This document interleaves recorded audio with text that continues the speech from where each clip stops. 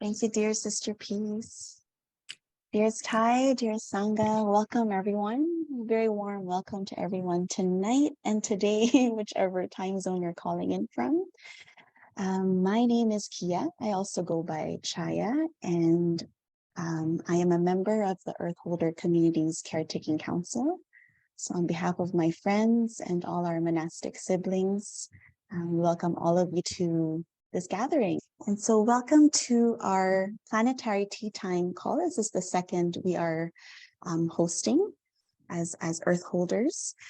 Some of you may be new to this gathering and may be wondering what Earth Holders are or who we are. So I thought to just give a short introduction to who the International Earth Holder Community is. So we are practitioners of mindfulness in the traditional, in the lineage of Zen Master Thich Nhat Hanh, but we also aspire to bring our practice of mindfulness in our work for the earth, in our eco-social work. Most of us are identify as environmental activists or involved in the work for climate justice, and have great love for the earth that we call home. And so we aspire to bring our practice in the work that we do. And at the very same time, I think we also bring our work into our sanghas and into our practice, and sharing more of our engaged practice in our spiritual communities. And so that's who we are. And most of us are located in Turtle Island, or the indigenous name of North America. Most of us are based out of the United States, but there are also lots of Earth Holder sanghas and individuals, but also communities that are growing across the world. So many in Latin America today, a lot across Europe. Myself, I am calling in from Manila tonight. So it's close to midnight for me now, and it's really a great joy to be in this circle with all of you all around the planet. So we're calling in from, I think, most continents right now. We are also recording this gathering, so our friends who are not able to join us live are able to watch later on. So for our program in the next hour and a half, we will be hearing from a very special team of Dharma teachers, and maybe some of you have heard of this beautiful book by Thai. So it's called The Zen and the Art of Saving the Planet. And these wonderful teachers are involved in developing a really beautiful, a really powerful online course that is inspired by the book. And so we will be hearing from four of them. We will be starting with Brother Phap Dung, who will be guiding us in a meditation, and also sharing perhaps a short Dharma talk about what Zen has to do with our work in the world, our work for the environment, our work for climate justice. And then after his presentation, we'll be having a panel, a conversation among his other three co-teachers. So we'll be hearing from Sister Peace, Felipe Viveros, and also Anh Tran. I'll be introducing them just before the panel begins. And so without further ado, I think, brother, I'm ready to pass the mic on to you. And if you need a bell, just let us know. Thank you. This is Kia bowing out.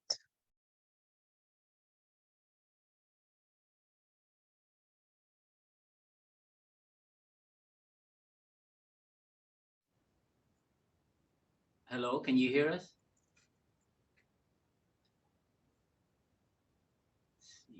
There you go. Can you hear us? Okay, wonderful. I was getting you onto grid screen. Dear Thai, dear Sangha, beautiful to see a screen full of beautiful faces, a little bit everywhere. I hope everyone brought their tea, because our meditations this morning will be about that, drinking tea. I'm joined by our three friends here. They here with me at Deer Park Monastery, and I gave orientation last night, and they asked about this. I was like, whoa, thank you for reminding me. What is your name? Francesco. Francesco.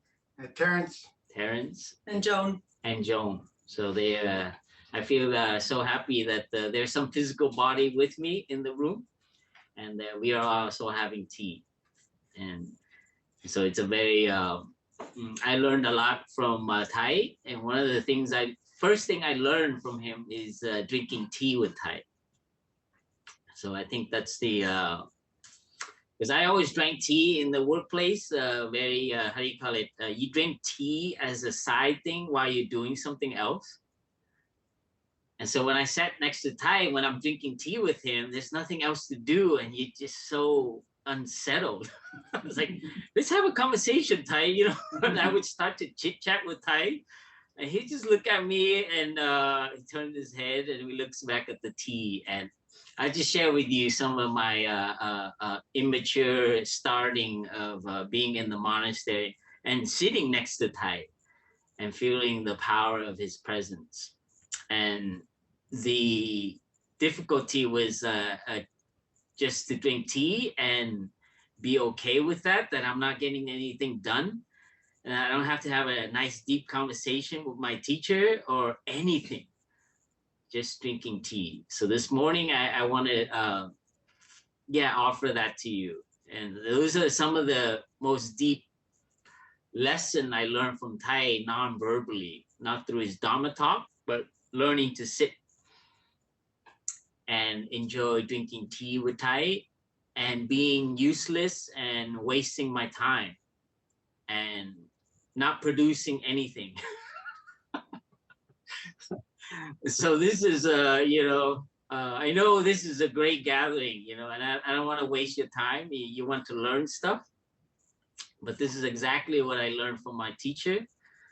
And I think it has a lot to do to counterbalance a lot with our doing culture.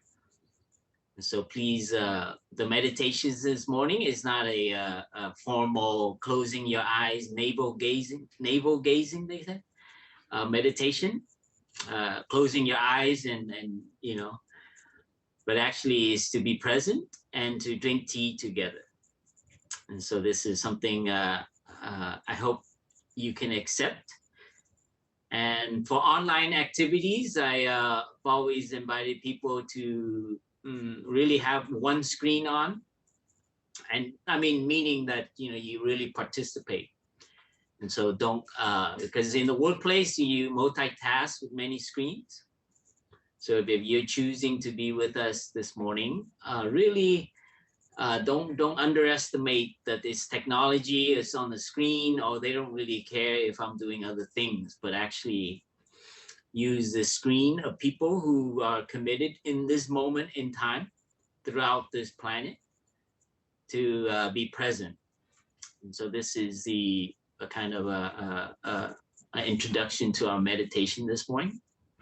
So without further ado, let's enjoy a little bit of tea drinking in silence, and look at the screen, look at the tea, and the meditation.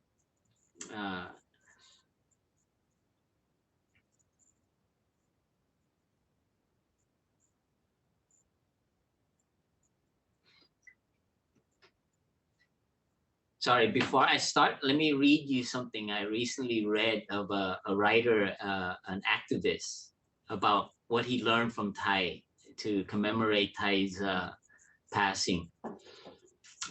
He wrote, it is not his global peace activism half a century ago that had made Thich Nhat Hanh Thai such a beloved teacher across the world.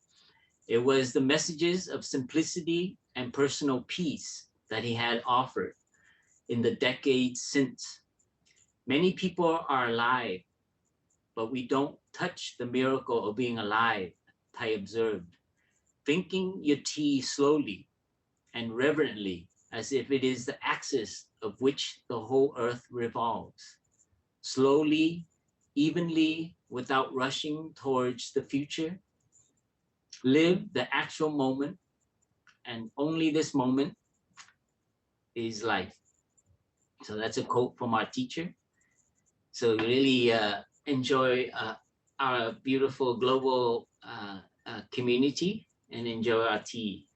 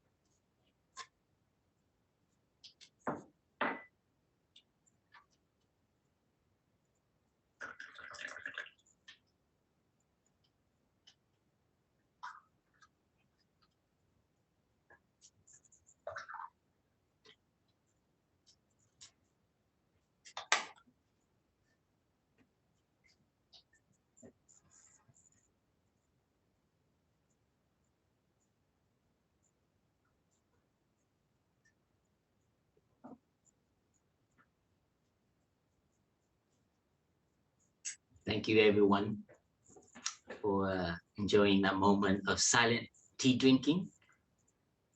Thank you for experimenting with me. I've always wanted to do that. To do it virtually and see, because this is a new world and we are learning to embrace technology. And I wanted to feel what that quality is like.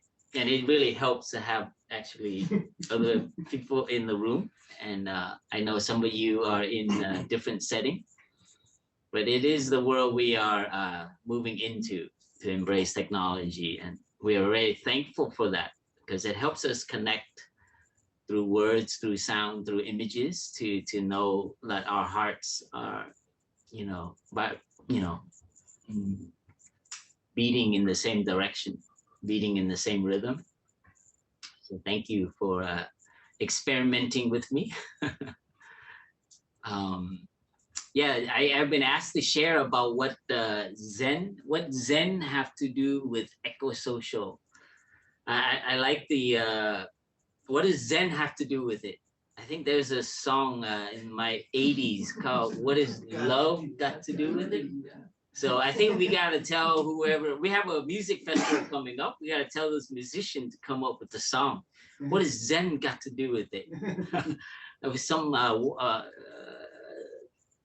forget, some singer, but anyway, this that immediately jumped out at me. You know, what does Zen have to do with it? And I immediately remember, you know, the different lessons I learned from Thai of having in Vietnamese language we call the Thiên Vị, which is the flavor of Zen. So when you look at a monk or a nun, you know, they are they emit or they behave or they move or their character has the smell of Zen. So they've been around the monastery and they've been, so it means like your practice, the energy, your vibe, your you know, your way of being. So this is for me what in immediately I thought of I learned about that because I had to learn about that to have a Thiên Vị, the Zen flavor, or to have a flavor of it's kind of like not rushing and not, it's like chill. It's kind of like relaxed, like it's presence. It's, you know, to share more concretely. Is it, are you really present or are you like in your head or are you running for something? So that's the Zen flavor. And for me, that's you know, in terms of eco-social, you know, this, what we are facing now to deal with our society and what is happening and to deal with what's happening to our planet, to our environment, I think is very, yeah, it's very needed to bring the Zen flavor because we are kind of overwhelmed a little bit with the information and with different causes and goals that we all aspire to achieve, the doing, the activism. So for me, the having that Zen flavor, it also means it's a kind of a quality to emphasize. And I think, you know, I think most of you know the word engagement, engaged Buddhism, Thai kind of like help, kind of like nurture that into a being. That word engagement, it's from Thai's teaching of action and contemplation going hand in hand as what it involves. When we act, there's deep looking, and when there's deep looking, it moves us to act. But in between that kind of, or actually enveloping that is the Zen kind of like quality, Zen quality to that. So when we look deeply and when we can actually touch this, you know, these different truths of what is happening, it's kind of like touching our own healing and our own transformation. It brings a quality of presence as well, quality of peace. So when we do act, it has that quality. And that's basically what I've learned from the being around Thai, being you know, involved with many things with our teacher. It's the quality, is how you act that is based on your insight, based on your contemplation. So if you still have a lot of fear, anxiety that is dominating your action, then it's actually not very sustainable. Because you have to work with people, and so people need nourishment.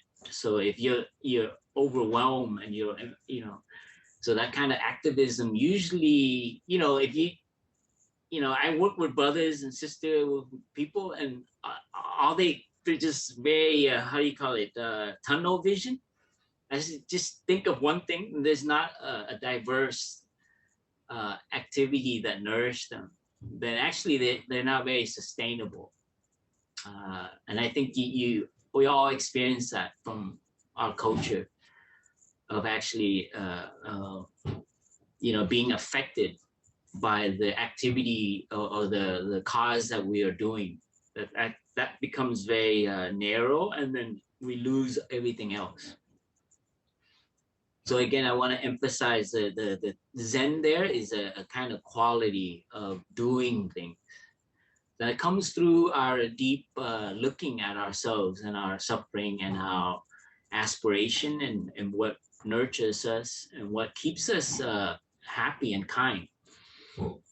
And for me, that's a very important thing. That's why I feel tea drinking and any other little things that we do to sustain ourselves and that we're happy and balanced is not conflicting with our cause and our action for racial, social, and environmental justice. These actions, it's very, sometimes could be very heavy and overbearing. So these little activities of tea drinking, taking care of the garden, these little activities, folding your clothes, taking care of the garden, cooking, they're all in line with our activism. And I know the tendency for us to think that there are more important things to do. And that's what I learned from Thai. You know, he would give us really big project. We're going to the meet, you know, Congress, and you know, he gives us like, you know, stuff to do with that, and it's like really important. We gotta get to it. And then we have to sit there and have tea with Thai and not talk about it. It's like, God, you know. And so I share with you kind of like the early frustrating steps of learning how to have a Zen flavor. And it's up to this moment now, I'm still training in it. It's this this doing culture, this doing habit, and then the distinction, the between what is important and what is not important, what is big and what is small, the little things. You know, when I close my door, when I put on my shoe. So these little things add up, because as you know, with they're studying physiology, these things, when they have tension, they build up. So when we have moments of relaxation, when we're gardening, when we're hiking in the mountain, our body is healing. And this is from kind of like a contemplation of like our connection with Mother Earth, with nature. So we distinguish ourselves as separate. We're gonna save the planet. That is actually not very Zen. So if you really want to meet East and West, is like, God, there's nobody gonna save the planet. You need to save yourself because we are the planet, and everything we do to ourselves is detrimental to ourselves, is harming Mother Earth, harming the planet. And that's what it's so hard for us to accept. I've had many conversations where people are just like from the wake up retreats and who are in activism. It's very hard for, it's very like, no, we gotta go against these power structure. And we do need to do that activity. But it also, we need to also look at the level of contemplation of insight that we have that gives us this kind of a balance, homeostasis in our body and in our mind. And then when we do the activism, when we're confronting other, there is no separation. I hope that that point there is making clear that what I learned from Thai, to sit with what cause we're doing, and to be very careful that it is not like a carrot, a cause. I've been to many retreats, especially wake up retreat. There's a lot of people with causes and passion to to help the planet, and I see that they become the victim of their cause. And so this is very, they stop taking care of themselves. I can tell because I look, and they're not really taking care of themselves. The hygiene, the clothing, actually the way you treat yourself is you sacrifice the little things, and you sacrifice yourself for your cause. And we know that this is not sustainable. In fact, we are harming planet Earth by doing that. So this is an emphasis on for us to all in our activity to don't underestimate these little things that have nourished us. I think when I was before I was a monk, there was a phrase I use a lot. It's like, oh, I don't have time for that. You know that one? I don't have time for that.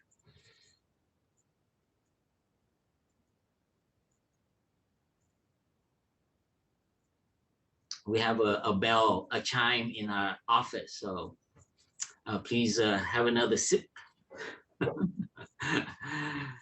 Everything is good.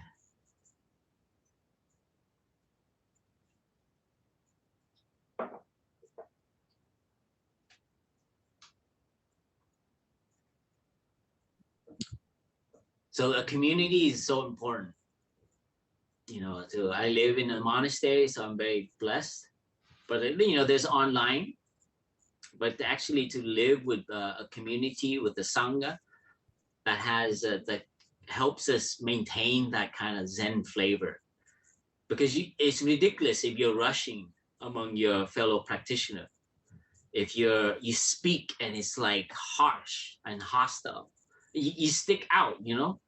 So the community really helps out. It's like, you know, and people will look at you and it's like, and then you'll know. You see, so as practitioner, we really need a community to remind us and to remind each other. And so that emphasis there is, of course, the making ourselves self-care for sustainability, and then surrounding. And that's always been our mantra, right?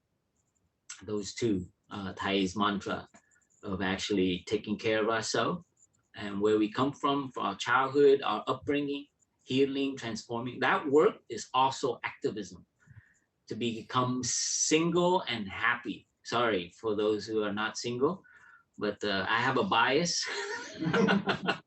I have you know, anyways, nothing yet. I have what is it? A passion to go against, to counterbalance the meeting apps.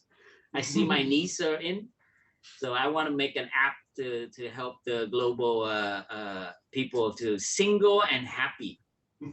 And of course, couple and happy, and family and happy, of course.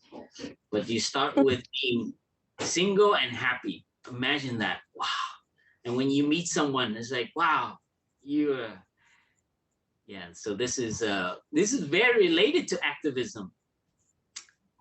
You know how to be single and happy, then it's very easy to be in partnership and to relate to all the causes and the people you work with. So community, and to build that kind of support for yourself. So I think that's mainly what I wanted to share. Wonderful. I will end here with just you know, the a song we love to sing from San Diano song. Saint Diamo is an Italian saint. If you want your dream to be, build it slowly and surely. Small beginnings, greater ends. Heartfelt work grows purely. If you want to live life free, take your time, go slowly. Do few things, but do them well. Simple joys are holy.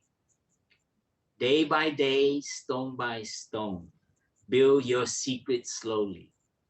That's my favorite line. Day by day, you'll grow too. You'll know heaven's glory. So day by day, stone by stone. That's should be one of Thai's calligraphy. And so please take care of yourself, and don't underestimate those little things that have nourished you, whatever that may be. Mine is folding clothes. When I fold clothes, I am fully 100% folding my clothes. Folding his clothes. He's about 2 outfits. Stop. Oh yeah. It's such an easy task to say. It's like, I don't have time for that. But you know, when the monks don't fold their clothes properly, you can tell, because they get wrinkled, and we don't have iron in the monastery. At least I don't. Anyways, I'll end there to wish all of you in your journey, your aspiration, to not underestimate the little things in your lives, the little people that you come in contact with in the streets. They're all part of Mother Earth. And we need that kind of people walking around more in nature, in the city, that have that vibe, yeah? So we can help the planet, our Mother Earth, in that way. We are Mother Earth, and we gotta be radiating this stuff with your smile, with your not rushing at the checkout cash. Yeah. So thank you for joining us, and I'll end here. Thank you. With the sound of the bell from Sister Peace. Would you invite us a bell for us to just celebrate our togetherness this morning, or this planetary time?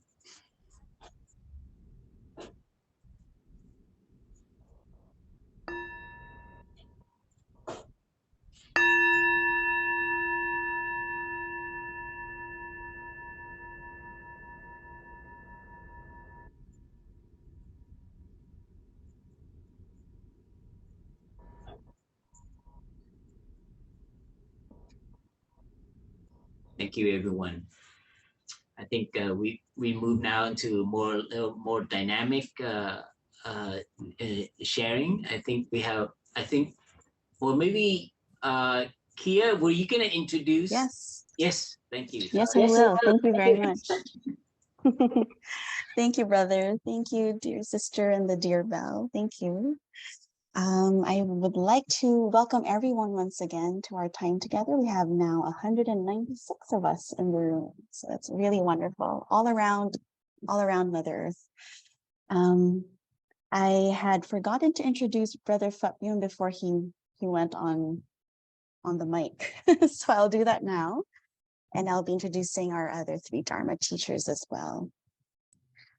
And so I'll be reading out your bios. Brother Phap Dung was born in Vietnam in 1969 and escaped with his family when he was age 10, and then became a refugee in the United States. He graduated from the University of Southern California and worked as an architect before entering monastic life in 1998. Thai had appointed him as the founding abbot of Deer Park Monastery in San Diego, California in 2004. In the last 2 decades, he has taught mindfulness retreats throughout the world and has represented Thai's community to lead workshops for corporations including Google, Salesforce, and the World Bank. He's been a pioneer of our Wake Up Schools and the Happy Farm Mindful Agriculture Service program in our monasteries. In recent years, Brother has been helping bring a spiritual dimension to ecological activism and the climate movement, supporting Thich Nhat Hanh's Earth Holders Network of engaged Buddhists, and representing his community at the Paris COP21 and COP26. Brother Phap Dung is passionate about bringing mindfulness practice and well-being into educational settings, offering young people an alternative and sustainable way to engage themselves with the social, racial, and environmental challenges of our times. So thank you again, brother, for leading us in enjoying our tea and for your short presentation. I think that's an excellent way to get into our panel conversations with our other teachers. So with us today is also Sister Peace. Sister Peace has dedicated her life to bringing the practice of mindfulness to people around the world, from educators and teenagers to artists and politicians. She helps people to understand the aspiration of Thich Nhat Hanh and Dr. Martin Luther King Jr. to build the beloved community. We also have with us Anh Tran, or also known as Nyo, who was a monastic in the Plum Village tradition for 15 years. She's currently a teaching fellow and a PhD candidate at Harvard University. Her research is focused on power, ethics, and statecraft, with a focus on Buddhist communities in French colonial Southeast Asia. And last but not the least, we have Felipe Viveros, who is a British-Chilean writer, an independent researcher, artist, and strategist. Felipe's work focuses on the intersection of online organizing, digital storytelling, policy, and systems change. He's an ordained lay member in Thich Nhat Hanh's community. There we go. And so now it's time for a really wonderful conversation among our 4 teachers. And for those who've missed the intro to our call just a while back, all 4 are teachers in an upcoming course that's been inspired by Thai's book entitled Zen and the Art of Saving the Planet. And so, Brother Phap Dung, if you would like to begin our your conversations. Thank you very much. Yep.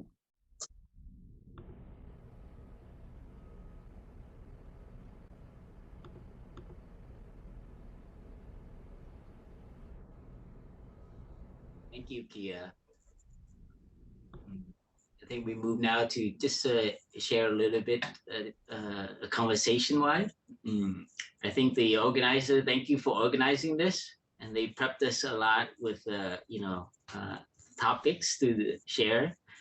Yeah, I wanted to ask Sister Peace, Sister Nyal, or Felipe, how you feel with the two ideas of the earth and social justice. What does that mean for you in terms of doing the environmental work? Earth and social justice, how those two relate, how they inter-are. Maybe Sister Peace, would you share with us how you feel with those? Thank you so much, Brother Phap Dung, and thank you to the Zen and Saving the Planet community, which includes, of course, our Earth holders. So grateful to be with you today. And yes, it's very interesting when you talk about this topic, because it really does bring immediately to fore, even before the notes I thought I would share, that the earth herself and the cosmos is a beloved community. And we know how our teacher and another teacher of I think I can say ours, the beloved Dr. Martin Luther King Jr., how they talked about the beloved community, what it meant to them. And then I think that now it really is important for us to consider the community of the beloved is the earth herself, not just the people who are on it, the beings, those that we think are sentient and those that we think are inanimate. All are part of this beautiful community that a scroll in Magnolia Grove Monastery, the two, Dr. King and Ty, hold, and the statue says that building beloved community is the most noble task. And I think that that is what we're doing today. And this is how, this is a view that hopefully we can spread and encourage others to hold, to help us to not only save the planet, but to save ourselves. We're not separate from the planet. We all know this, but somehow we act as if we are, that we could go on beyond without the planet, or with the planet in a lesser condition than it exists today. And this is just simply not true. And I think I will just stop there and allow my siblings here to share. Felipe or Sister Nyal, would you like to add that in terms of doing planetary earth work and social justice?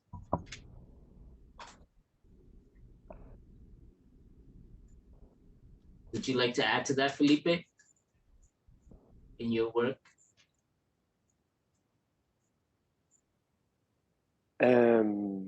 Yeah, thank you so much. Yeah, it's really good. It's really good to be here, and I'm really happy that so many of us are here today, from different places, and yeah, just tuning in and listening to each other, and as Brother Phap Dung said, just staying with the trouble, drinking our tea.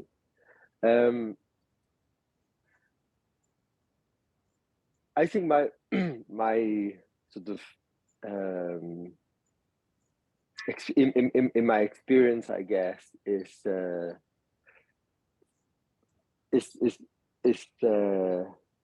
of becoming increasingly obvious, the connection between sort of human rights and sort of earth rights, and I studied environmentalism for many years and deep ecology, and visited and learned from indigenous communities from where I come from in South America, but also from other places. One of the things that always stays with me is this sense of flourishing, this sense of human beings. We are wired for flourishing, like a flower for growth and for liberation, if you like. And I think the crisis that we are experiencing right now, collectively and sort of at so many different levels, politically, economically, all around the world, is it's a challenge. It's a symptom of something deeper, of an economic operating system that is flawed and outdated. But I think fundamentally, I guess, is this question of, when we talk about the beloved community, is how we connect with ourselves, how we connect with each other, and how we're able to heal this social construct of that kind of see us as separate from each other, and where we are put time and time again against each other. Thai taught us as well how, by contemplating suffering, we can transform ourselves, and we can grow love and understanding. We can begin to understand others, and I think that's in my experience, that's so crucial. The sense that our environmental work is deeply connected with our human rights work, with our work with other people, with our work of learning to take care of ourselves and our emotions and our lives, but also being able to weave a healthy, flourishing community around us. And I think it's not rocket science, but we have spent far too much time distracted with our gadgets and our careers and our things and our cars and our houses and material things, and we've been so self-absorbed as a species, and I think the current sort of situation where we are right now, collectively, the koan, if you like, of sort of life or death for the human species, but also we're also like taking with us so many other life forms. So I think this koan is fundamentally also is pregnant with possibility, and is full of potential for us to really reconnect with our own sort of true nature, and I think it's about spending more time in nature and less time in our phones, and it's simple. It's about reaching out to other people, other fellow humans who are struggling. So many people today suffering of mental health and stuff, and I think I would leave it there. I think this question of like the interrelatedness of human beings and human rights and sort of human flourishing and planetary flourishing, and in a way where we are right now is far from that. It's like planetary decay and sickness, and so it's I think it's an invitation for us to be more active and to engage and sort of shift, because it's what Brother Phap Dung said. It's like it kind of begins with us. Thank you. Thank you, Felipe. Yeah, I think from your sharing, I just wanted to share. It reminded me how I look at things when I hear, like, the U.S. government is just okayed, doing more oil in the Arctic, I think. And then the military budget just went up like crazy. How do I process that? And I just want to share that I see humankind, our whole that manifestation of as two-legged animals is like as a body. And I see it like we're like in adolescent phase. And I look at my own journey in moving into spiritual practice is that it's because I suffered that I came to the practice. And through the suffering and becoming aware of my suffering, that actually that was the way I had to suffer to actually go look for a way out. So the way I see humanity as like me, so I relate to that. So every little thing that every government does and every war that is happening, I see it collectively as a human, like us humans as this kind of like collective. And we're going through what I went through as an individual, that we are becoming more aware than ever before of all this injustice and this, how we've been treating other people, and how we've been treating animals and the environment as that suffering part that we're becoming realizing. Anyway, that's the part that gives me this, I don't want to say hope, but like patience, or like I have trust that this process of suffering is needed. Anyway, just share that you helped me, Felipe, in your sharing to see. That keeps me sustained. It sustains me to keep doing and keep moving and helping. Sister Nya, I wanted to turn to you, and you're teaching at a university, I imagine very secular. So I wonder how you were a nun before, and I guess the question from the organizer about the spiritual dimension, how you, as you're teaching, you're bringing Thais, what you learned from our teacher, from our spiritual family. How is that for you to bring it into a setting that's, I imagine university is quite allergic to anything spiritual, into this movement of with the ecology and the social justice? Yeah. Thank you, brother. Dear Thai, dear Sukochin Kong, dear Sangha. Thank you so much for being present, being here. As Tai often said to us, this is a legendary moment. And so I'm so grateful to be the presence of our community today. I am teaching at a secular university, and I'm not afraid to say that I'm a religious or spiritual person. I'm not afraid to come and show up as my whole self, because that's the invitation that I would like for my students to, for my students as well. I want them to come to the classroom, to come to this learning arena in their full whole selves, so they could grapple with, like what you say, Brother Phap Dung. I've been on this high of I've been sort of obsessed with the First Noble Truth these past few days, or past few months, maybe my whole life, I don't know. But these past few months, I've been like, oh, this First Noble Truth, it keeps coming back, of suffering. And then all of the ways in which it gives you a way out. But you just have to slow down just enough to acknowledge the paths out of the suffering that we have.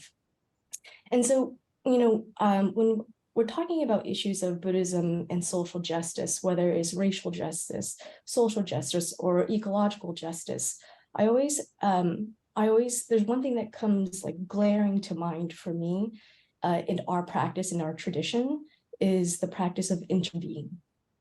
And right now, as I'm sitting in this Zoom call right here with all the lovely faces smiling, just drinking tea together and being here, it's so easy for me to love all of you all.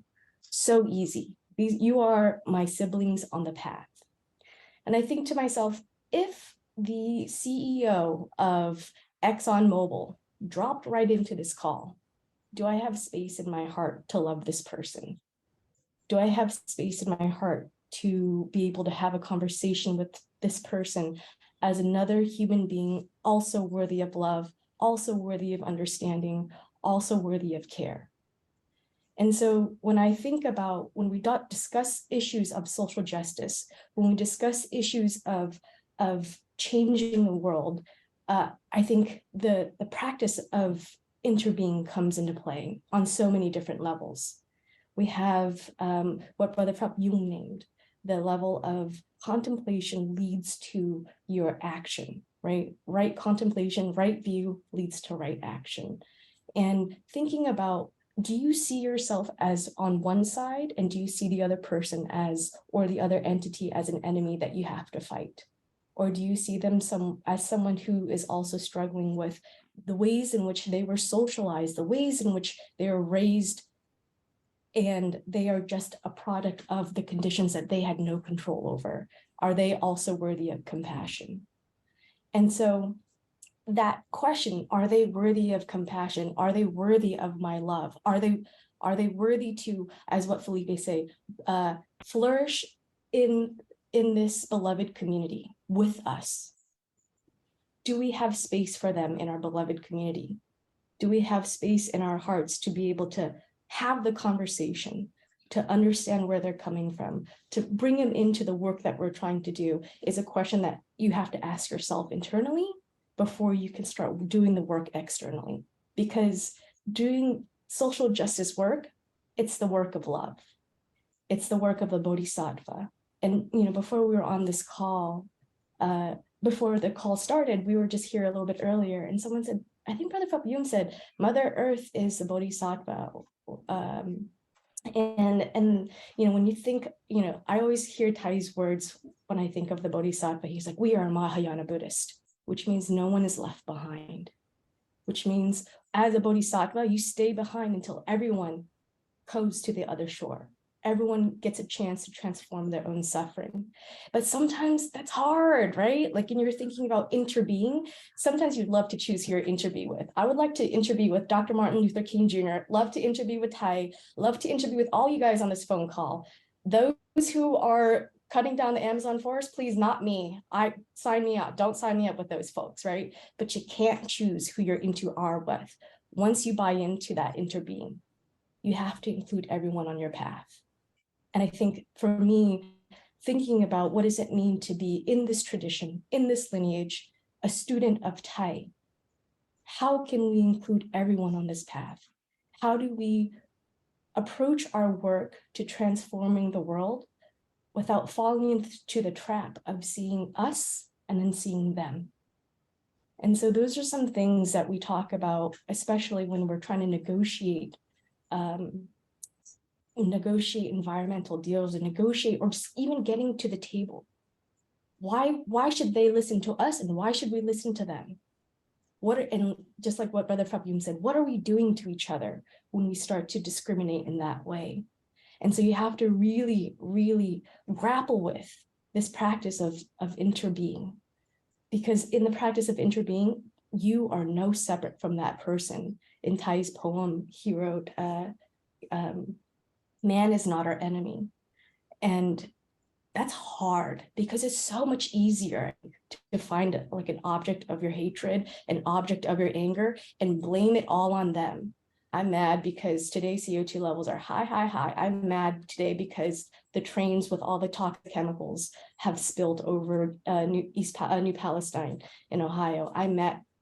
Yes, you could be mad. Yes, those feelings are valid. And can you make the space still inside yourself to address the strong emotions that will come up when you're doing the work, and to let love lead the way, and not let anger, resentment, or hatred lead the way? Because I think it's just like the four established mindfulness, the Sutra on the four establishments of mindfulness. The Buddha talks about, when you're contemplating the body, you open it. It's like opening up a bag of beans. And inside there's like black beans, kidney beans, red beans, mung beans. If we think about the earth as the bag of beans itself, everyone in this earth is worth acknowledging. Everything in that bag of earth is worth loving and taking care of. And the question is, do we have the capacity to care? Do we have the capacity to love and lead with love? And sometimes we don't. And that's cool too, because First Noble Truth, that's my limit. Right? If that's your limit, that's your limit. And you know that. And that's your signal to go back and go up to Brother Phap Dung's practice. sit down and have yourself a cup of tea and do nothing for a hot second and reset. And this is something that I've implemented in my classroom when we were having a discussion one day. We have this sort of like, we don't have a bell, but we have like a clap. And we were talking about what does it look like to live in a racially equitable world. And we're having a very heated discussion. And one of my students said, in order to live in an equitably racial world, we should get rid of the racists. And then there was a silence in the room. And everyone knew that there was something off about that statement. And these are all like freshmen and sophomores, so quite young. And then somebody implemented the bell, like this classroom bell. And so that signaled to us that we got 3 minutes to sit and do nothing and just go back to our breathing. And then one student chimed in very quietly after 3 minutes, and she says, I think we don't like racism because we love the people. And by loving the people, we mean all the people, even the racists themselves. So in a moment, a 3-minute moment of pure quiet and just time for yourself, the student had the insight, the Mahayanist insight, as Ty would say, that no one is to be left behind, even the racists themselves. And so, yeah, that's some ways in which I would approach and talk about social justice work in the classroom at a secular university. But I also am very proud to come in. I'm like, this is what I've learned from Buddhism, and call it by its true name. I'm not trying to hide, I'm not trying to mask, but I will speak the language that they need to hear it in. I won't go in there and be like, this is a Satipatthana Sutra, because that means nothing to them, right? Just speaking the language as Ty spoke the language to me as a child, then as a young adult, then as I kept growing, his language changed when we had tea together. And so same thing, just speaking the language, seeing people where they are and loving them for where they are. Now pass it back to Brother Phap Dung. Thank you, Nyami. Beautiful that acknowledging that it is difficult is very real, and it's very, we have a limit. I just share with you, I do listen to podcasts that are challenging and make me uncomfortable. And, when I'm well enough, I actually listen to it as a, what is it? When in medicine, they give you a shot so that you don't, it makes you stronger when you can look and listen and be with people who are ignorant, who are hateful, who are actually promoting injustice and misinformation. I love listening to, I don't love it, but I train to be with that as part of my training, because I see whatever I'm aversion to will become my weakness. And yeah, I want to turn to Sister Peace about your work and your awareness of being in America, of all this news and how you deal with this, whether it's the environment, with race, with social, with poverty, with class. I mean, it is something you cannot ignore in your day. I remember, it's NPR is part of my morning wake up when I was a layperson. So us as activists, as people working for social and ecological justice, how do you deal with the kind of what we, being informed is one thing, but how do you stay sustainable with all this that comes weekly? One step forward, 2 steps back, and how do you deal with when you hear news like that? Dear brothers and sisters, may I maybe suggest to have a sound of a bell, because I'm thinking of my 2 translators. This is Sister Lakim talking. Oh, yes. For them to have a small break, to breathe, to eventually have a... yes, thank you for your compassion. Thank you, Sister Lakim, for bringing that into our awareness, to speak slower. And we apologize. It was such a... Yeah, sometimes these move our hearts and we forget. Thank you, Sister Lakim. But let's have a breath, Sister.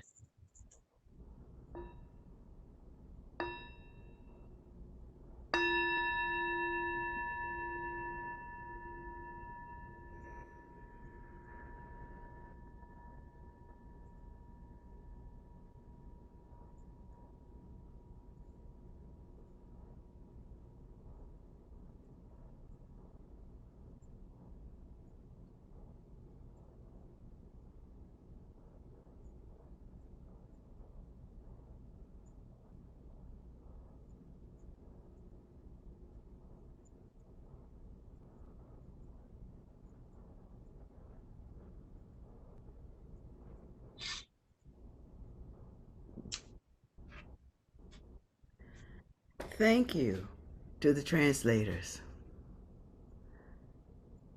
And thank you, sister, for reminding us to allow them to practice that wonderful gift we know of breathing. And thank you, Brother Phap Dung, for that question. I get a little emotional when I think about it, so I don't apologize for it, but just ask you to accept. I sit here in Memphis, Tennessee, the land of the Quapaw and Chickasaw, and also one of the problematic bastions of racism. It's not everybody, like my beloved sister just shared, but it's a lot. We are still trying to recover from the violent death of Tyre Nichols. And I'm grateful that I was able, with another practitioner, to read aloud, as the Tibetan Buddhists do, the Bardo, to help their consciousness transition. That said, what a heavy pall it was, and it continues to be here in Memphis. But I know it's not only Memphis. I know it's the entire United States and the world.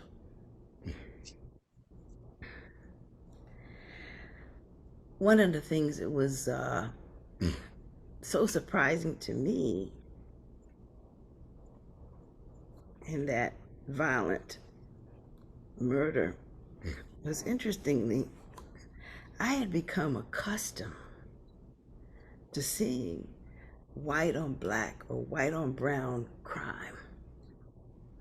But I can't tell you how it shook me to my core to realize that the perpetrators of this violence were also black. I am still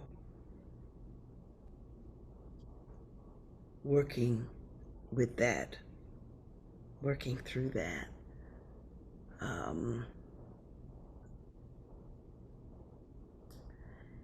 Because as my beloved sister said, it really does shake our assumptions about things. And for us to be able to have this practice as a way to be able to look deeply in the moments of suffering, so that we can see that our view could be broadened. And in doing so, it has given me a different outlook, not only on Memphis and the United States and the world, the earth, and the cosmos. And I believe that, you know, as we've said, we are not separate. You know, our existence is a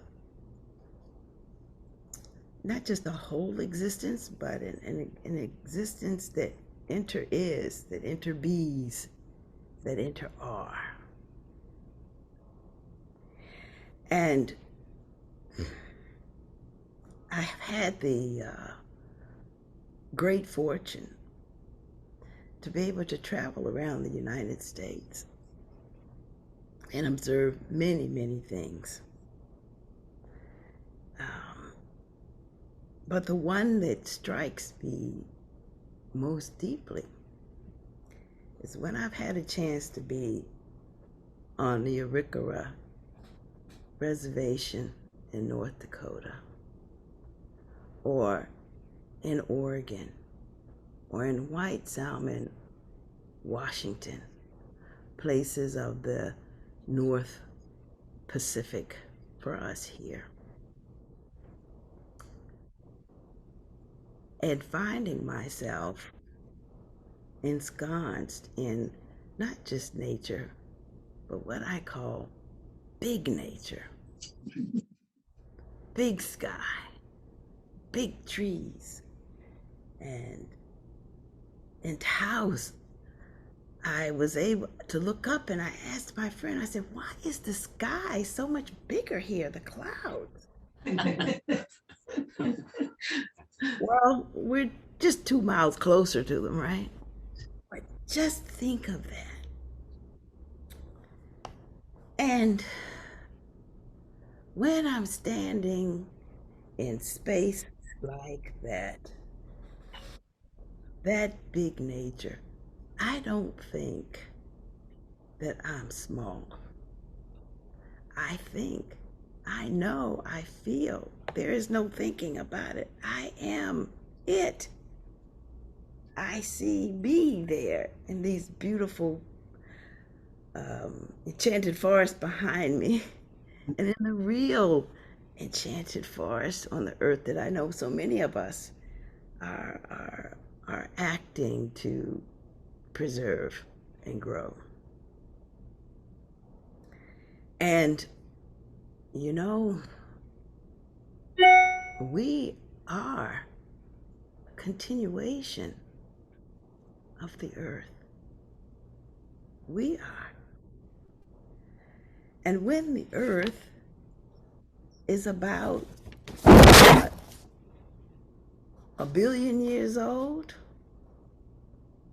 we'll continue as earthlings in another space, another form in the cosmos. Therefore, continuing the earth herself. That's not science fiction, it's real science. And it's also real science to be able to recognize our own limited view of who can do what.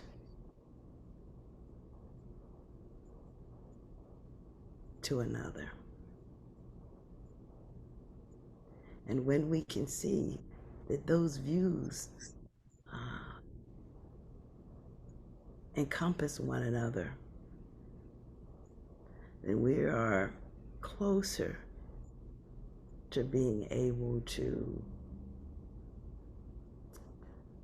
have the awareness, to have the embrace, to have the forgiveness of self and others as humans as we move forward to save our precious planet. Thank you, Sister Peace.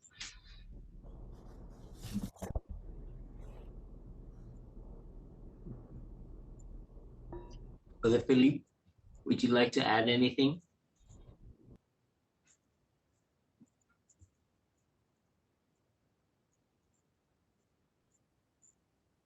Yeah.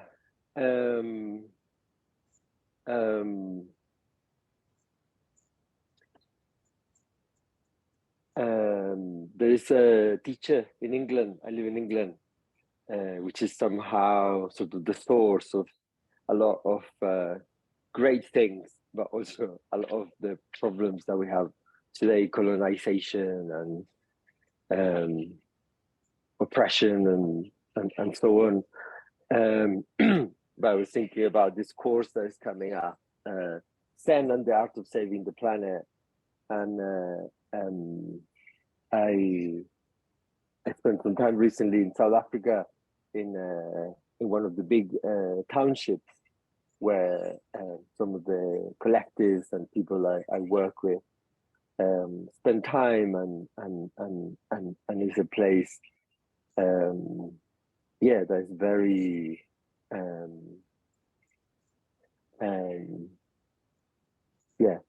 there's sort of like a it's the home for so many people, and there's so much sort of suffering and so much created sort of poverty and inequality.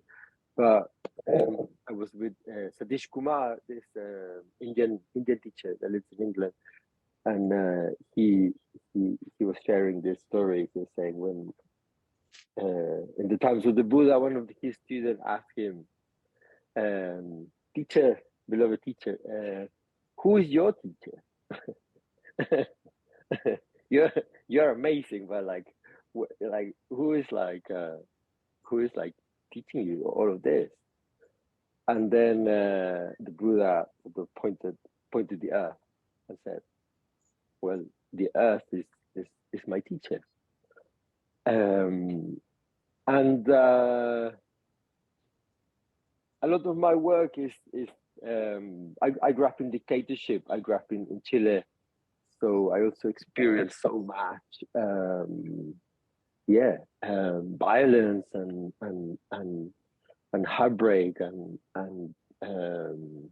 war, right, against the environment, but also against each other and separation. And I'm mixed blood, so I also have some indigenous bloodlines, and in Chile we have very strong. We're very lucky because we have very strong the First Nation culture and people and traditions that are still alive, like ours, like Plant Village. And one of the things that I sort of learned when I was a kid, spending time with the Mapuche people in Chile, is this question of the allegiance to the earth. When we talk about the earth as being a bodhisattva, it's a great concept, but do we really feel that? Do we really mean that?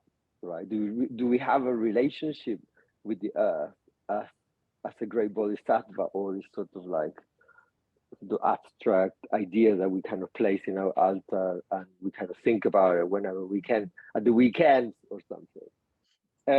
And so I think was sort of like throughout my work as an activist and communicator, time and time again I kind of come to this realization that indigenous people who live closer to the earth, and indigenous as a concept is also problematic because it's a colonial construct that talks about people who have been colonized and so on. But this sense of like we are nature, and this sort of like we are life itself, and the way that we live today is we have a very abusive relationship with Mother Earth. We have a very a very awful relationship with this bodhisattva. We say we like it. We say we kind of love it, but we actually don't behave like that. We don't really spend time with the earth enough. We spend time in our flats, in our cities, in our workplaces, but we don't really spend enough time listening in dialogue with the more than human world. And our relationships are very extractive, are very transactional, very possessive in the way how we relate to the earth. And I think in that way, this like really embracing the sense of we are nature, and rather than saving the earth is actually about something else. Thai talked about this idea of contemplating our own death and our own demise as a sort of species, and but how do we interpret that? Is that Thai saying? Was Thai saying there?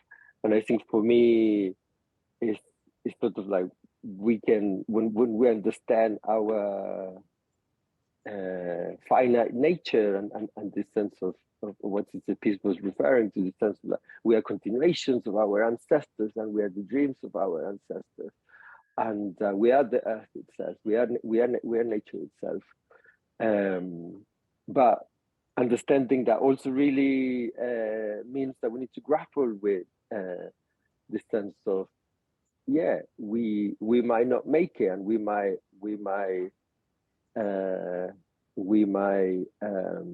yeah, we collectively we're going through a huge amount of transformation and suffering and war and ecological collapse. And so how critical it is for us to also realize and acknowledge where we are, I think, is really important. Really contemplate, yeah, how disconnected we are of nature, how we haven't really grown with that relationship, and how it's something we need to cultivate. This love for Bodhisattva Earth, and this connection, and this friendship, and this yeah, this alive sort of relationship, I think, and I think being here together is wonderful, because we can sort of feel into it. We cannot just intellectualize it, but I hope, yeah, when we finish this call, we can all go and hug a tree, or and breathe, right, and sort of listen to the wind and so on. Yeah, thank you, Felipe. Yeah, every time I come across you remind me of a lot of that kind of balance between you know, respecting where you come from and actually engaging.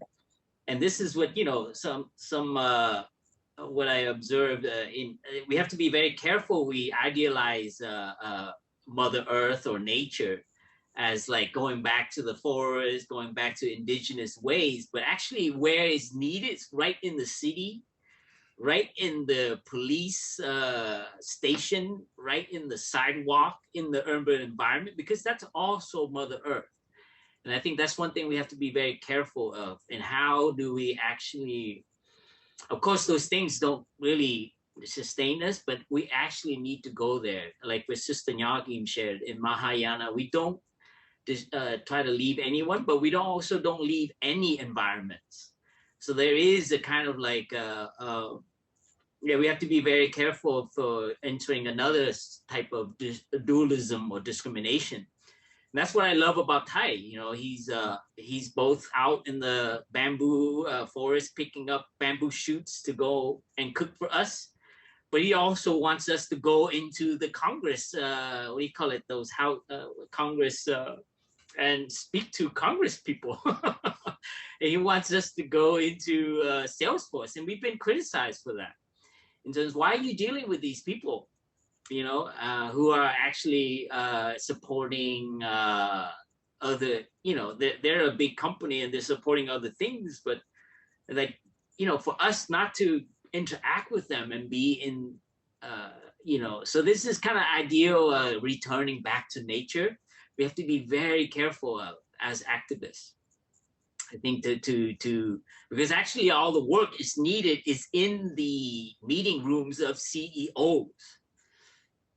Because anyway, I just wanted to point that out as you know, to be very careful that we have idealized, you know, and you know, put indigenous people as little symbolic tokens at the conferences, COP conference. But like really, it's just you know, not greening things, but indigenous-ing thing. I don't know if there's such a word, but like, you know, make it look like we're inclusive. But actually, you know, we do other things because we are not really living that insight of interbeing, of like that the earth is all this environment. And it's painful to look because we are, you know, polluting and exploiting.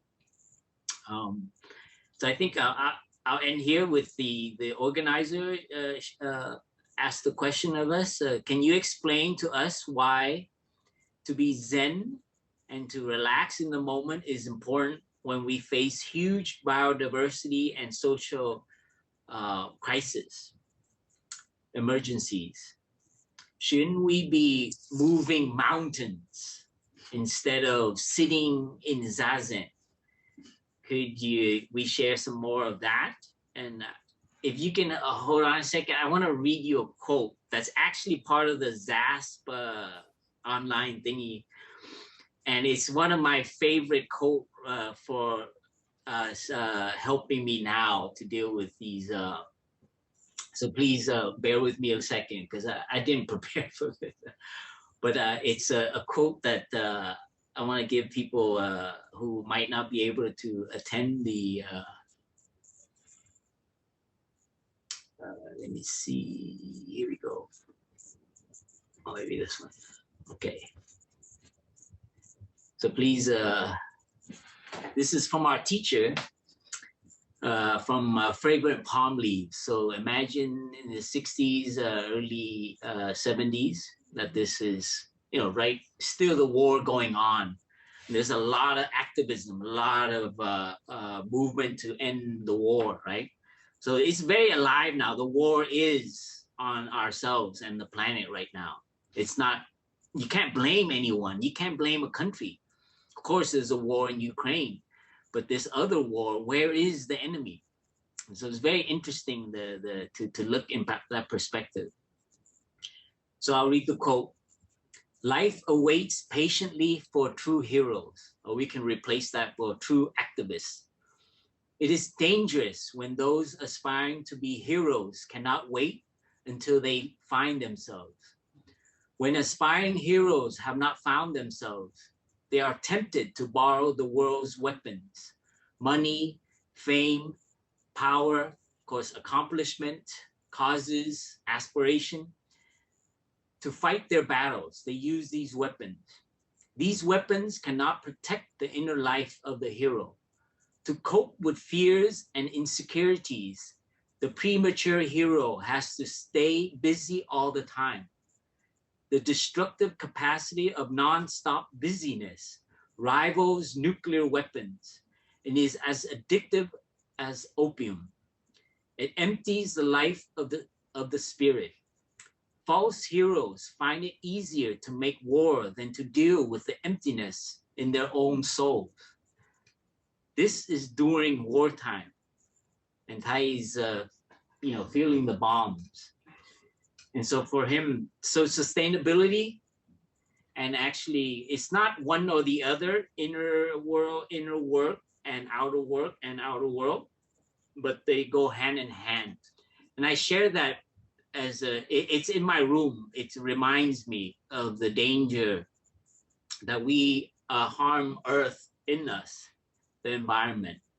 And that's something I see a lot of people come to the monastery who are in environmental or social, racial causes, that they come and they are in pain from that. And a lot of it has to do with their family upbringing or their internal drama.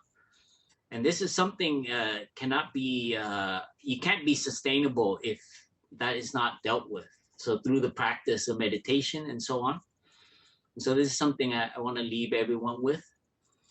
And thank you for joining us as a beautiful global family, sharing some tea with us. And I'll just leave with just saying that, you know, you study human evolution and civilization, and how we've, each paradigm shift is a shifting of perspective from like center of the earth and center, like man is the center. And how Buddha was not like a religious figure, but he's just another person who kind of realized like, whoa, you know, it's like we are all connected. So I think that pain, that kind of realization, we don't want to admit to that, because it comes with responsibility and how we behave and how we should stop exploiting others and treating others with violence and discrimination. So I think that human, again, the family of humankind is in adolescent. So please be patient with them, with us, that we are evolving to a new perspective, that not that we're the center, but the interbeing, that actually there is a relationship of the people who are suffering who are killed, that is us dying. That's what the Tai was sharing about falling in love with Mother Earth. It is shifting that little bit of a new perspective that is not just in the science world, but in the spiritual, falling in love with Mother Earth. Every scientist studying the environment and any biological system should, like, I'm sure they have that love. And I think that's what we need to remind each other, that fundamentally as humankind is this beautiful thing of having memory and meaning and love. So please help continue to pass it on for us in your work, and stay sustainable. I don't know if Kia, if you want to end here. Thank you, everyone. Yes, thank you. Peace, Sister Nya, Felipe, and everyone for your presence. Thank you, Brother Phap Dung. We do have some, I just learned from our fellow organizers, we still have some good time for to hear more from perhaps Myo. I'd love to hear more from you too, if you have some more insights or stories about your experiences teaching the university or beyond the classroom walls. Anything more about interbeing and the interrelationship between earth and social justice. And then after Nyo shares, we do have some time to also take maybe a question or two from some of our friends tonight. And then we'll end with some announcements from Flo and also Mayura, who will be sharing about some upcoming online offerings from Plum Village. Thank you. Dear Sangha, please excuse me. I need to go to a meeting. But my fellow, thank you, brother. Will be here with you, and they can answer for me. Thank you, Brother Phap Dung. Being, and not non-locality. Okay. You guys saw the official transmission, right?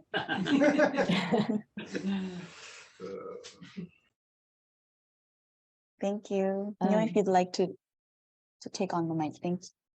Sure. Thank you, Kia and Brother Phap Dung. I think there was a second question that Brother Phap Dung brought up, like, why should we be on the cushion when there's mountains to move?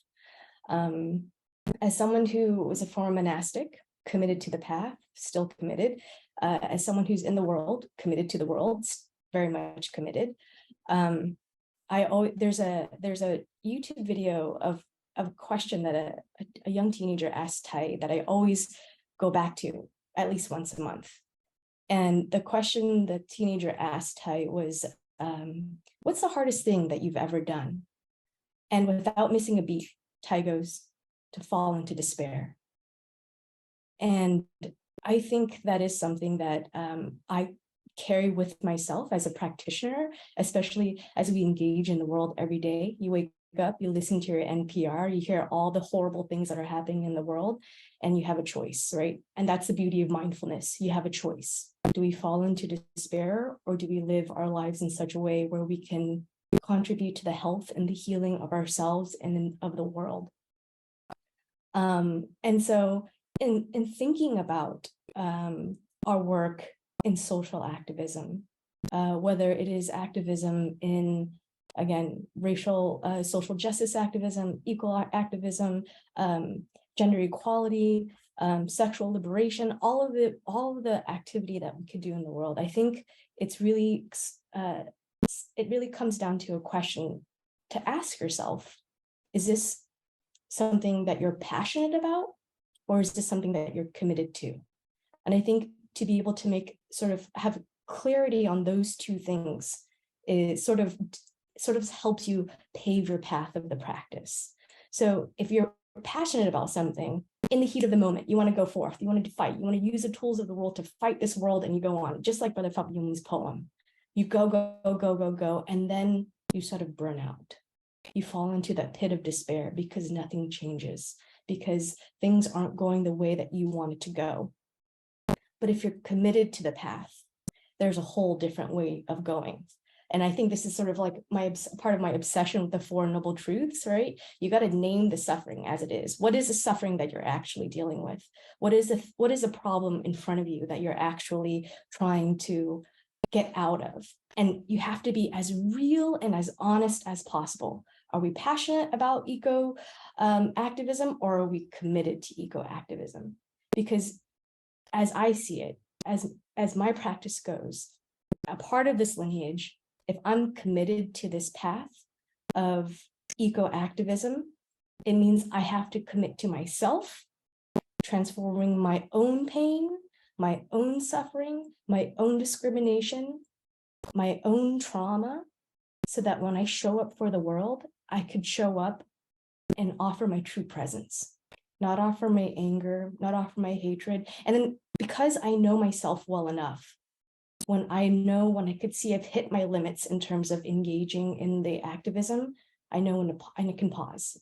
I can go home to myself, go home to the practice, right? So this idea of like either being on a cushion or going out into the world, it's not helpful. It's not helpful because it's just like people asking, why don't you just work all the time? Why do you have to go home and sleep? Sleep is where you get your best rest. Sleep is where you get your whole body resets and you have a new way of entering the world the next day. Being on the cushion is the same thing, is resting, is being able to come back to yourself, be honest and acknowledge the things that are challenging for you inside, creating that space so that you can love just a little bit more in the next day when you're trying to do your work. And so that's what when I'm thinking about what's the difference between going out immediately and moving mountains. To me, that's a passion. You're passionate about something, but you're going to burn out real quick because nothing's sustaining you. But when you're committed to it, you're just like Tai. Tai was committed. He said that the reason why he said the hardest thing that he's ever done was stopping himself from falling into despair was because he was rebuilding a village that was desecrated by bombs over and over and over again. And for any normal person, it's like, I would be like, I give up. I can't do this anymore. But Tai had to go back to himself, take refuge in his breathing, take refuge in his practice. And he said, nope, we got to go up. We got to do it again. We got to build it again. And so for Tai to come back to himself, to take refuge in his practice, his breathing, he was able to come out and do the work and hold the faith for other people, offer that hope to other people as well. And so when you're committed to something, you're willing to do the internal work, you're willing to do the external work. And those two things are not separate, right? Again, this is like the beauty of interbeing is that they're not separate. The harshest thing about interbeing is that they're not separate, right? And again, it's like this whole meta thing about interbeing. It just never stops. And so to be able to dance with that, to be able to be joyful with that, to be able to play with that, to be able to be kind with that is a wonderful practice, right? You don't have to go out there fighting tooth and nail when you're trying to change the world. You go out there and you offer your presence. It's just like when Tai goes into the cities and offers walking meditation, how much that changes and that impacts the space all around him. He doesn't have to do anything. He just has to walk in true peace and presence. And that offering is enough for him to transform the space. In fact, there was a study after Tai had offered walking meditation in Echo Park in 2000 something, very early on. And Echo Park then isn't the Echo Park now in Los Angeles. Echo Park then was sort of what they would call an inner city. After Tai did walking meditation there, they saw the crime rate drop after one session of walking meditation. So imagine if all of us on this call just decided to go out into our little cityscapes, walk with true peace. Everyone you saw that passed you said in your mind, in your heart's mind, you cultivating love, you're like, hey, I wish you well. I wish you well. I wish you well. How much that could transform the planet that you live in locally. right there in that present moment, right? And that's commitment, right? You don't have to be the one out on Capitol Hill trying to change the legislator. You could be the one right there in your own community, building that beloved community. Thank you. Dearest Ty, dearest friends, this is truly a legendary moment. Thank you so much. I feel like listening to each one of you has been a real transmission too of Ty. And so this is a beautiful way to be together. Truly a beautiful way to continue him. So there's much love in the room. There's great courage, great wisdom, collective wisdom, and power. I truly feel that. So my deepest bows to our Dharma teachers for today. We do have maybe about 5 to 10 minutes just to take in a question or two from our friends on the call. If you have one, you could please kindly write that on the chat for everyone. And perhaps one of our panelists could respond. So let's just hang around to see if there's anything coming in. I would probably propose a sound of the bell from Sister P so that everyone can breathe and also allow the question to rise up. Thank you. Thank you.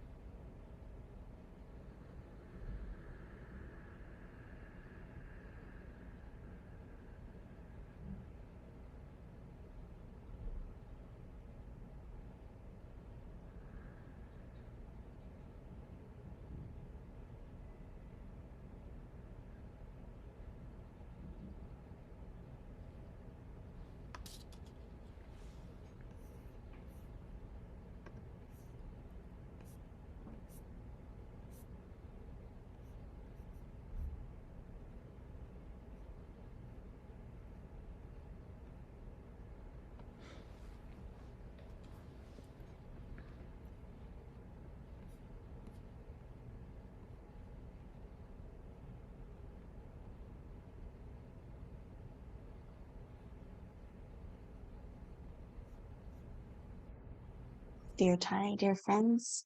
And so we do have a few questions coming in through the chat. So some words of thanks and gratitude. Donna is asking Sister Peace. This is related, Sister, to what you had shared earlier about you still learning to respond to the recent news. So many of us are not in the United States, so may not be aware of what had happened.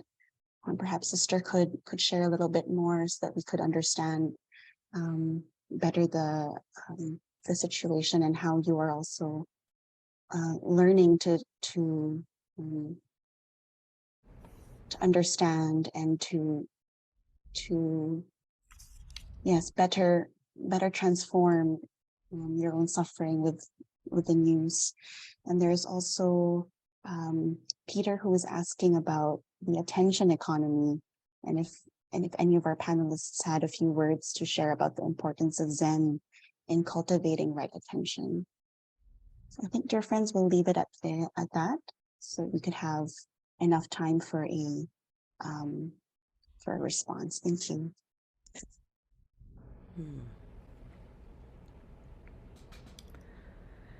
Dear Ty, dear Sister Chan Kong, dear community.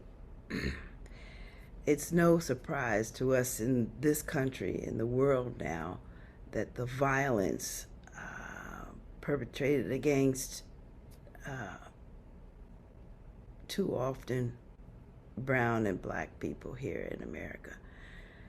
And it's sad to say that there's one more. There's been one more. Tyree Nichols was a beloved young skateboarder here in Memphis, for those who don't know. And at another traffic stop that escalated into violent death, Tyree Nichols was murdered by 5 police officers. And to be honest with you, when I first heard about it, I had missed, the police officers, who they were. I just made an assumption, but later when I saw their pictures, I was aghast. And it has just demonstrated to me many things. No one is immune from the indoctrination of colonization on any side we think they reside on.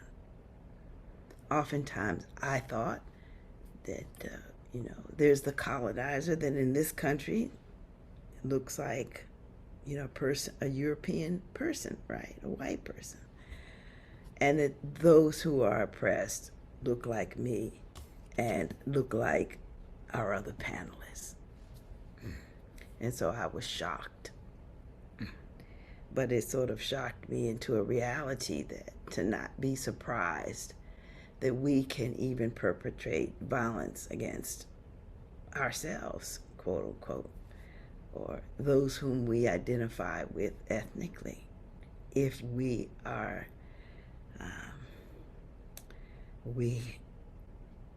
brought up or raised in a space where violence of the authority is condoned through non-action.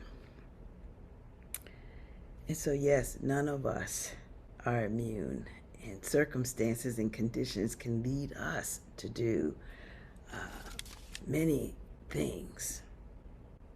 And again,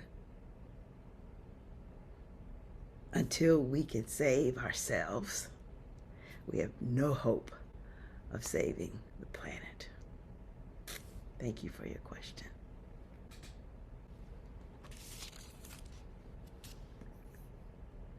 Thank you, Sister Peace. So would Nyo or Felipe like to share a bit about, to respond to the question about the attention economy and the role of Zen in that, or the gift of Zen as an antidote to that?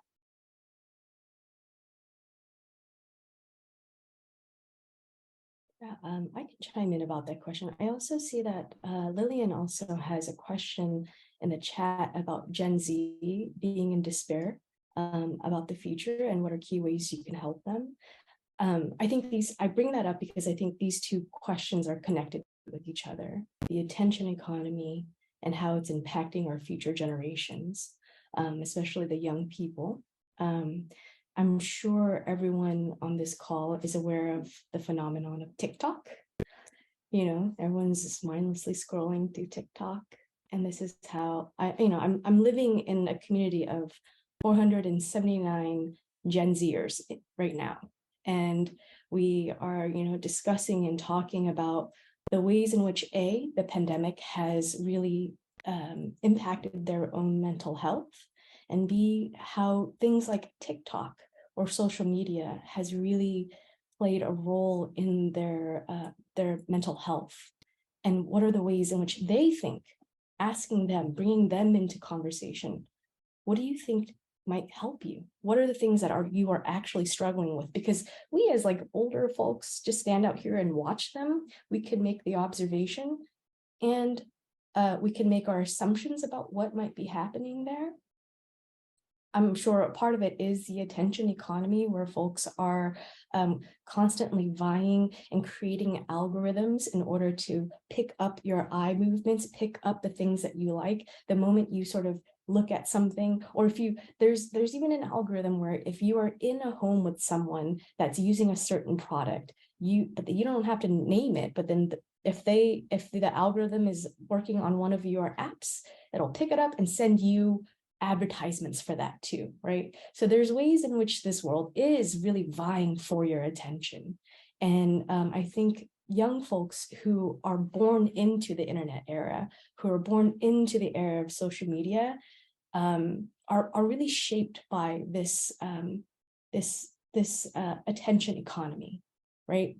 TikTok videos are no more than 5 seconds to 7 seconds long, because that's the average attention rate now. In fact, it's even shorter now. It's 3 seconds. You have 3 seconds to capture someone's attention for them to actually watch your whole video. And then the videos that are being given in the TikTok stream are then populated by sort of the things that are hashtagged on that video. So they could go into a very dark place very fast, because A, there is no more attention there, and B, because that's how the algorithms keep you consuming. This is like the 5th mindfulness training, right? They're just consuming and consuming and consuming without having the tools to say to stop, the tools to catch themselves when they're in this hole of sometimes despair, because it really depends on what they feed you next, what video is going to be fed to you next. And so I think there are, in addition to growing up and living in this internet and social media world, there was also the impacts of the pandemic, where connection with another person was through a screen anyways, right? And they are really struggling with knowing how to process emotion. This is from their words, right? This is me having conversations with students who are in Gen Z. I don't know how to connect. I don't know how to make friends. I don't know how to be by myself either. And so these are some practices, I think, that could be made much more easier for young folks, learning how to become curious about yourself. Do you know what brings you joy? What doesn't bring you joy? Do you know what it means to love or feel loved? And these are questions that I, without fear, bring up to my students, because I want them to be able to grapple these things, because these are questions that make them both feel things and then become curious about themselves. And it also gives them, it also is an invitation for them to pause in that moment and stop finding these answers beyond yourself and outside of yourself through these mediums that are really fighting for your attention, for your consumption, right? And having real and honest conversations with them, treating them as real whole human beings capable of understanding the things that you want to communicate with them. I want to have a conversation with you about how social media is really impacting the ways that you perceive yourself and you perceive the world. Being in conversation with them and trusting that they can hold the space and also share that space with you. And I think our practice, of course, Zen is, there's two wings to it, which is stopping and then wisdom, right? And we think that stopping is easy, but stopping is really, really hard. And I invite you to think about a time when you and your loved one, it could be a friend, it could be a partner, it could be your monastic sister or brother, said something to you, and you're like, oh, hell no. And then you want to jump in and you want to fix exactly what they're saying because what they're saying is wrong, right? And that moment of stopping is so hard because you want to jump in and you want to say that thing.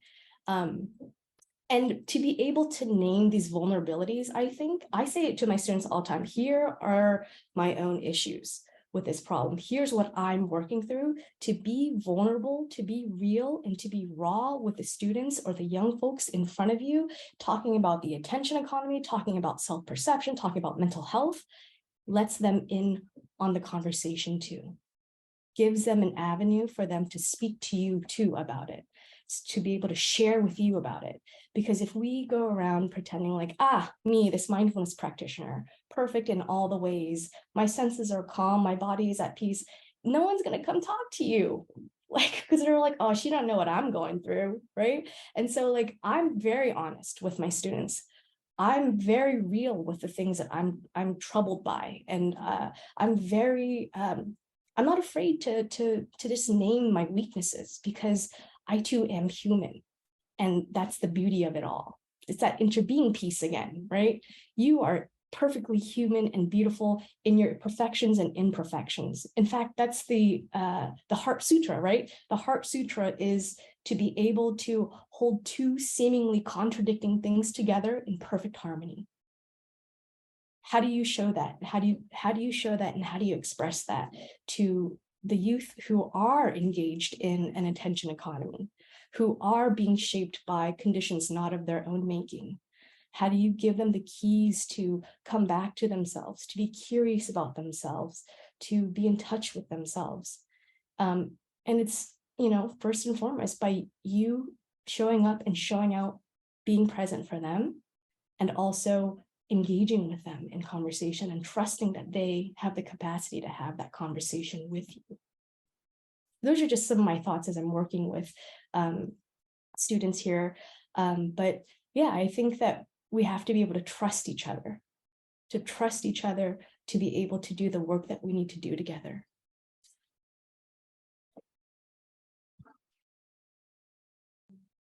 Wonderful. Thank you so much. Close us out with 3 sounds of the bell.